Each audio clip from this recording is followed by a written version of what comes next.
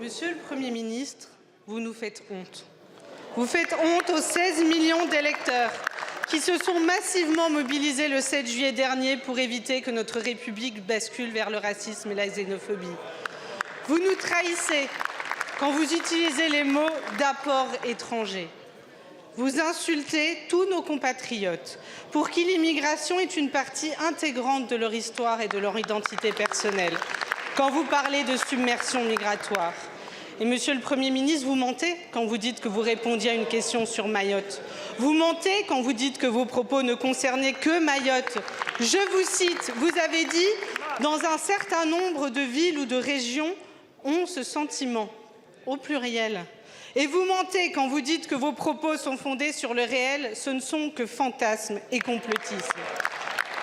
Vous avez jeté en pâture à l'extrême droite toutes celles et tous ceux qui sont nés hors de nos frontières mais qui vivent avec nous. Vous les abandonnez.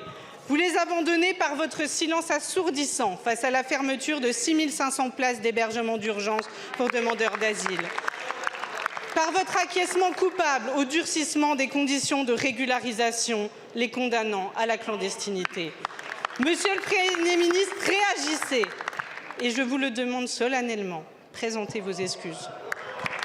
C'est une querelle de mots, c'est un différend profond sur ce que signifie notre République.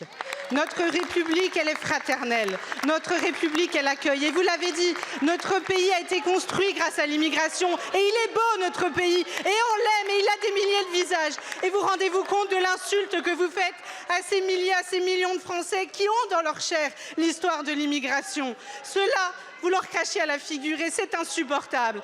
Ah ben, vous reprenez les mots, vous reprenez les théories de l'extrême droite qui ne sont fondées en rien